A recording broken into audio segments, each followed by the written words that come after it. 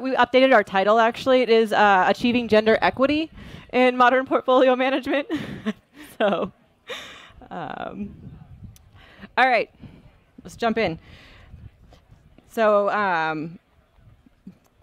quick update. We did update the title. The title of this session originally was The New Inclusive Face of Modern Portfolio Management. If you have not noticed, we are 2 white women up here, though, and that is not a very diverse panel, nor do we think it's very inclusive or in line with our brands. And so we're focused very much on gender equity today. We're going to take out the word inclusivity as much as possible. So we want everybody to be aware of that. Catherine, so only 6% of CIOs of the largest institution, U.S. money managers, are women. Only 6% of senior leaders in private equity are women. Only 23% of CFPs identify as female. How do we increase the number of women in asset and wealth management? Broad question. Let's jump in. Let's go. If I knew the answer to that. So I think that, right now there's 2 approaches in terms of gender equity in finance, and particularly at Girls Who Invest, we focus on investment management. One is pipeline, which is my area of expertise, which is recruiting women into the industry and thinking about how to do that in a more inclusive manner. And the other is how do you bring women up the ranks, and then also think about increasing, right, if it's a pyramid, how do you increase the top of the pyramid so that it's thicker? And that's really hard. Both are hard to do, and not to diminish what I do in the pipeline space, but increasing that top of the pyramid is where you get into some really complicated kind of indoctrinated practices at organizations in terms of, would you consider lateral hires with different levels of experience? Would you consider a returnship program? Would you consider promoting 2 people at once so that there can be more representation? And do you allow leapfrogging where somebody can be promoted up kind of 2 levels because it's going to be in the spirit of diversity, equity, inclusion, and belonging, and you know that that person has the skill set, but how do you communicate to an organization about that? So it really is this twofold approach of continuing to increase the number of women entering the field, focusing on retaining, but then also being bold about practices that you can that can take place at the management level, so that we're not shifting deck chairs on the Titanic of firms picking off women to go work at other firms, but instead saying, like, how do we actually increase the number of women in leadership roles? So I don't have the answer, but there are some things that can be more formulaic that aren't consistently being done now. What are the firms that are getting it right? Like, do you have any firms that you can name that are getting it right, and what are they doing? How are they, especially in terms of that the senior leadership aspect, not just the pipeline. We'll tackle that in a few minutes, but from the senior leadership aspect, what are these companies doing specifically? Well, I'm going to turn the table on you. So Abacus has 2 female co-CEOs, like Neela. Which is incredible. And I'm going to seriously ask you to touch on the practices that you all have in-house to be inclusive, because it's really just, I know of nothing like it. Yeah. So I would be really remiss if I didn't celebrate you all as opposed to just mentioning other firms. Yeah, so Neela and I are 2 female co-CEOs of Abacus. We manage over $3 billion. Over 50% of our CFPs identify as female.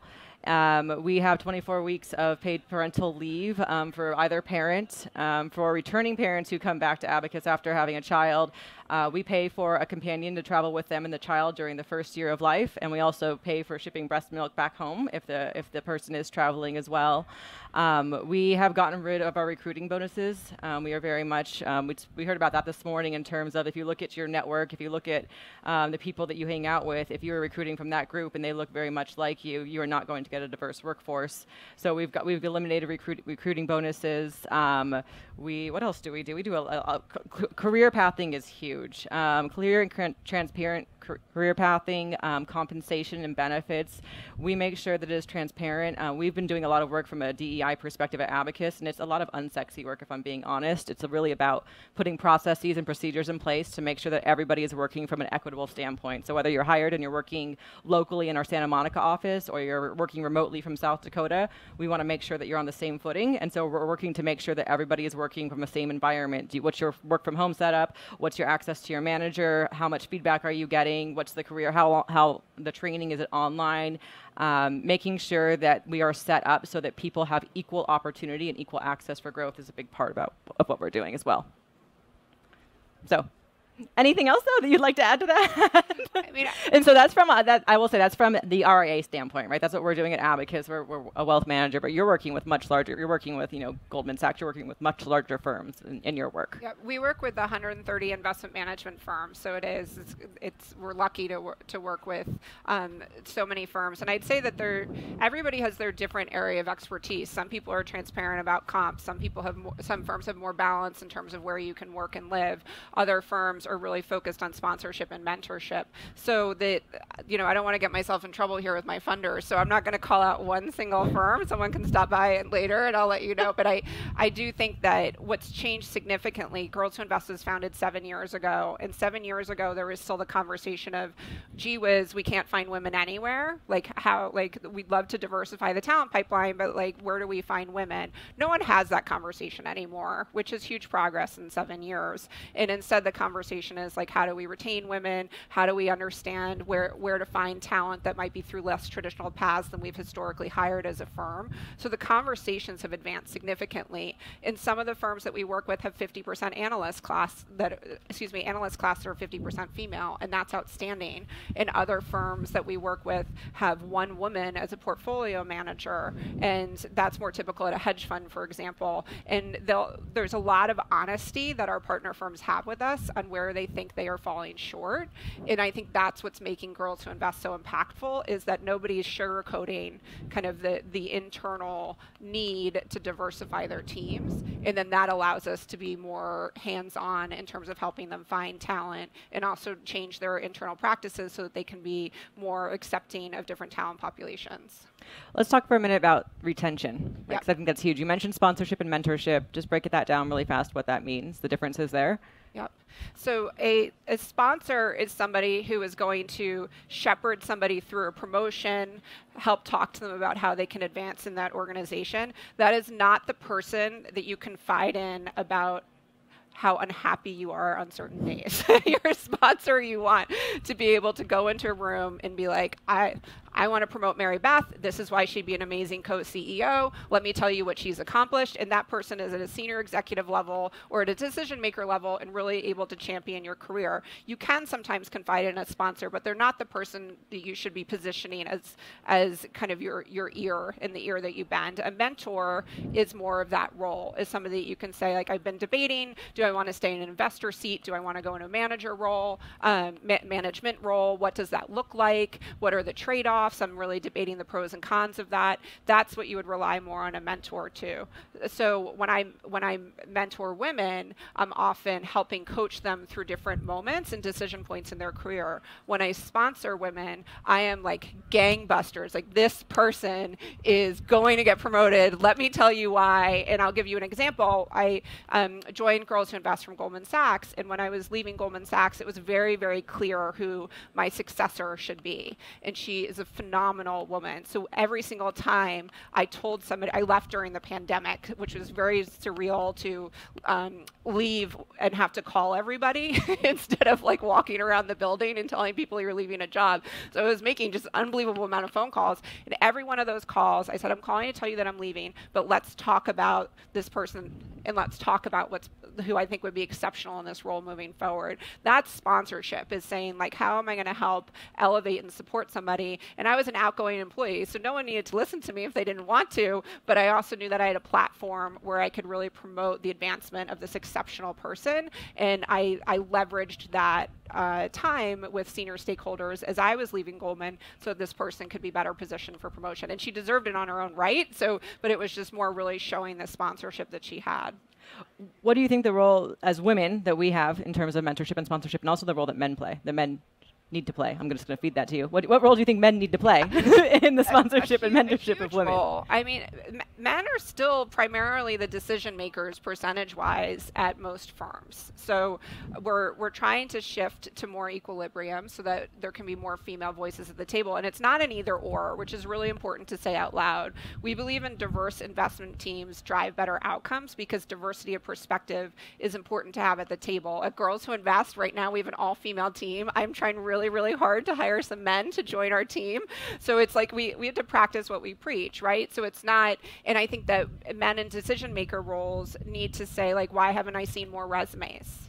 Why are no women in the final interview round? How many women did you interview? How many of them were in our case in investing roles? Like, did you, right, you were talking about like how do people refer people to the program? If you're referring from the golf course, you're going to have fewer referrals that are likely to be women. Not necessarily zero, but fewer. So I think that, and Tyrone this morning was wearing a t-shirt that said support dope females, which I just thought was so cool. So you can literally like wear your support in his case. But I think it's also just really important to realize that for men to use the platforms that they have in order to advance the dialogue and be comfortable having uncomfortable conversations. These conversations are hard. It's really hard to talk about gender, equity, race and ethnicity, background of education, socioeconomically disadvantaged backgrounds. It's really, really hard to have those conversations. So I think it's also a matter of all of us feeling comfortable that we're gonna like trip over our own feet and sometimes say things that are really stupid or sound really stupid to us. But you just have to trust that the people on the receiving end want to advance the dialogue and continue the conversation. So that's one thing. I think in terms of what women can do, I think that we have we have a bit of a cross to bear in terms of doing everything that I just said, and also really advancing our own careers, which is hard. It's really hard to be constantly championing kind of the development of the workforce and then also picking up your own head and saying like, wait a minute, I'm up for promotion, or wait a minute, I need to think about my compensation potential, and did I negotiate my comp, or did I think, well, I know it's going to be a set pool of comp, and if I get this pool for my bonus, then that's going to take away from the team, and I want to retain the team. Like, that's crazy. Like, most people don't think that way, but I can assure you that as you're trying to kind of right the ship across several different factors, women are bearing a lot of crosses, and that's not to say that men don't. It's just to say that sometimes we're like multi-hatting in a meeting or a conversation, and that's a big responsibility. And I think we take it seriously, but it's also it's tiring. It's tiring. We were talking earlier this morning just about the emotional housework that women carry at the office too. Yeah. And there's a lot that happens there. And I think there's that cross to bear. We have the opportunity. We can either close the door and look out for ourselves, or we can expand the table and add more chairs. And that's something that Neela and I are very focused on doing. Is we're making the table bigger. Build your own dang table if you want to. Also, I very much like I had to leave a company on my own to launch my own firm. Because I couldn't get the respect and opportunity that I wanted at the company I was at previously in the industry to launch my own, and that's a roundabout way of how I ended up at Abacus Wealth Partners. But I think that's like either build your own table, expand the table, but don't close the doors to others, because it is our responsibility to bring others behind us. I want to go back to culture for a moment, because I think culture is huge in terms of the pipeline that you mentioned, and in terms of the retention of women and what we can do there, because there are well-meaning people, and there are things that happen that can still be considered toxic in the workplace. I've been in the industry for 18 years now, and I've experienced quite a bit, and we were sharing some stories. So where are the speed bumps people are hitting, and what are the opportunities? And you work a lot with Gen Z and millennials, and so what are you seeing there? Yeah, and I was asked to tell a story. I'll tell a story related to maternity leave, but because I work exclusively with Gen Z, I will also caveat that women leave jobs for reasons other than having babies. So this is like one of my life missions, is to make sure that it's not always assumed that a woman's leaving her job because she had a child. So if we could all just know that, you walk away with buy into that idea, I will tell a maternity leave story. So I was recently speaking to a friend, and it turns out that right before she had her second child, she decided to leave the firm that she was at. She was in finance. And I was like, why are you leaving right before maternity leave? And she said, I don't want to go on maternity leave and kind of carry the weight of expectation that's going to come with, do I check in? Do I not check in? It's my second child. I know what maternity leave is like, and I've really just decided that I want to be present at home. And it turns out that after her first child, when she came back, her boss at the time was the COO of a division, and he said to her, I know you're back, and while you were gone, as you know, we divvied up your role, and you had several people covering for your role. Well, just so you know, most people want to keep those pieces, and I don't think you're going to get them back. But if you want them back, you have to go speak to those individuals and take that work back. This happened 4 years ago. This is not a story from the 1990s. This has happened 4 years ago. Like, and I see like a lot of head shaking, but like this, like these conversations still take place in the workplace. And to be honest, I was shocked. Like it wasn't, I'm sharing this story because I was like, what? Like this is crazy town. Like we were using the word bonkers. We're like, this is bonkers. And it's just, I mean, for so many reasons, right? And that's why like it's really parenting leave. And I myself have to get better at saying parenting leave because personally I took maternity leave, but it's parenting leave. And I think I can tell you time after time after time in the workplace when I would say to a man, are you taking your parenting leave? And he would say, no, I couldn't possibly step away from my job. And like, that is so hard to hear as a woman because it's like, I don't really have a choice in that matter, right? Like I do, right? But you've got to forego a lot of things in order to kind of just like flip a switch. So that's my maternity leave story. I've lost track. Culture. So on the culture side, it's really, really cool to work exclusively with Gen Z talent and with people who identify as women or gender non-binary. And many of us were in the workforce when it flipped to primarily millennials. And I think that was a huge change. I'm Gen X. And I think that was a huge change. And it was actually, in retrospect, it was really fun to live through and kind of see how we could advance. Gen Zs are going to like take us on the fastest ride. It's going to be like whiplash. And if we don't focus on that, we are left behind. Like I'm assuming that the majority of conference attendees are not Gen Z. I don't know if I'm right or wrong on that. But it is pretty spectacular, the comfort level having difficult conversations. People just being like, I'm not going to be in on Friday. You're like, okay. That sounds great. Like, I hope you're doing anything from a doctor's appointment to going to Cabo. Like, I don't know what you're doing on Friday. I just know there's no chance you're coming into the office, and I'm not going to win an argument if I encourage you to do so. People will flat out tell you you're being ridiculous. Like, it's not like the kind of the comfort level speaking to a senior leader changes, and it's incredibly high. It's like, Mary Beth, I'll tell you what I'm thinking. And I think that's awesome. I think that there's going to be coachable moments for sure. But it's really empowering. And I think it's also generationally, some of the issues that have come before are increasingly off the table. So I think that there's a higher expectation for tolerance. There's a higher expectation for belonging. There's an incredibly high understanding of kind of modern terminology to use to be inclusive in the workplace, which is, I think, going to be a lifelong journey for me, and I'm in this space. So I think it's going to be really special, but it's also, like, it's bumpy. It's bumpy. I can tell you right now, like, Gen Zers don't respond to email, which just, like, baffles my mind, because I keep telling our alumni, like, it's a standard practice in the workplace to use email. So I don't understand why you don't respond to my emails, because you have a paid job. Someone's emailing you. But they're on TikTok, and if we're lucky, they're on Instagram, and it's not that culture shift for firms it's going to happen really, really, really fast. Yeah. I want to pivot for a minute. I don't want to make it negative, but I think there are a lot of well-meaning people who want to be allies and want to support women, and they step in it and they say the wrong thing. And I think any woman in this audience has a story. I guarantee you. I'm sure everybody has their own experiences and their own stories to share. We talked about this discomfort. Like, how do we make sure that our allies, those people that should be opening those doors for us and those that should be sponsoring us, how do we get them comfortable? Like, how do we make sure, how do you create a culture of safety? Because everybody's going to bump into each other and everybody's going to make mistakes, but the goal is to get back in after you make those mistakes and not get angry about it. And how do we encourage that?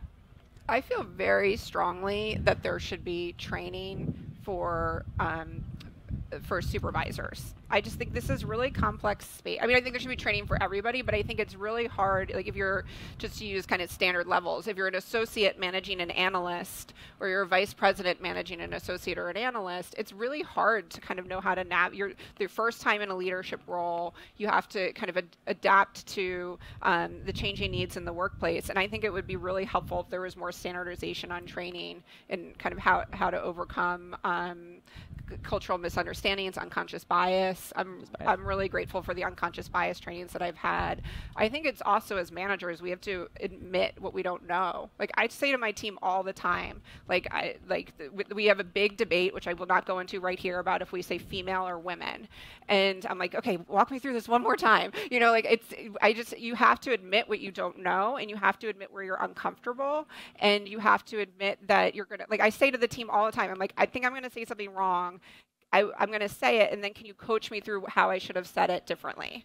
Right? Okay. It's like asking for that feedback and being self-aware, and then I think the coaching is good. It builds the trust, right? Because otherwise, we're just not going to get it right. And we had one of our Girls Who Invest alumni gave us feedback that in her internship, somebody in a conference room said, "Oh, LGBTQ whatever." Like that's appalling. At the same time, I could appreciate that the person saying that might have got, it was, I was told it was somebody who was kind of more tenured in their career. And it's possible that person was tripping over the acronym and got uncomfortable, right? So like, how do you create this space where that person was potentially trying to say something and then caught himself and felt awkward, and then that the person on the receiving end is allowing the grace in that situation. And I wasn't in the room, so I can't specifically say, but I appreciate, I could see that from both sides in terms of both people feeling uncomfortable. I think the next step there would have been to say, oh, I'm sorry, I didn't mean to sound flip, right? Yeah. When using the word whatever. Yeah. We have about 4 minutes left. I'm going to go to the audience questions. What advice do you have for women that are in the investment roles but are still treated differently, i.e. given more soft skill projects, etc.? That is a great question. I'm going to just jump in really quickly. We had this conversation with somebody at lunch a couple days ago, I think, to kick off the conference. And this is very direct and blunt advice. Advocate for yourself, ask directly for what you want, and if you don't get it, leave firms. Like, jump, right? Because if you're not, I mean, I always advocate for using your voice. Don't wait to get noticed. Don't wait till somebody hands you something. Ask for what you need and let them tell you no, and then find a new job.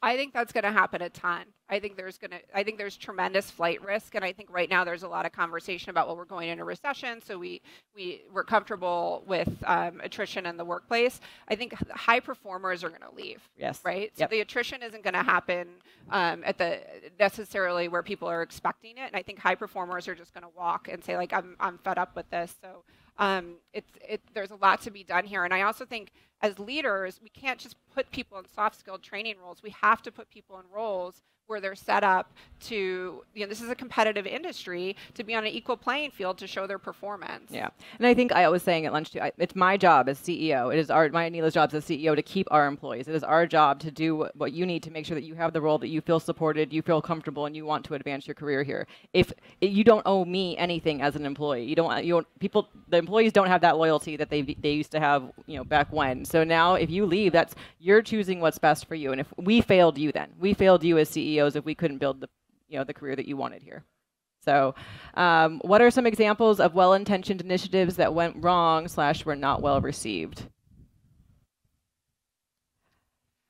It's a great question. The good news is I don't know of a ton of. I can probably speak to Abacus. I could just speak to a little bit about what we've done.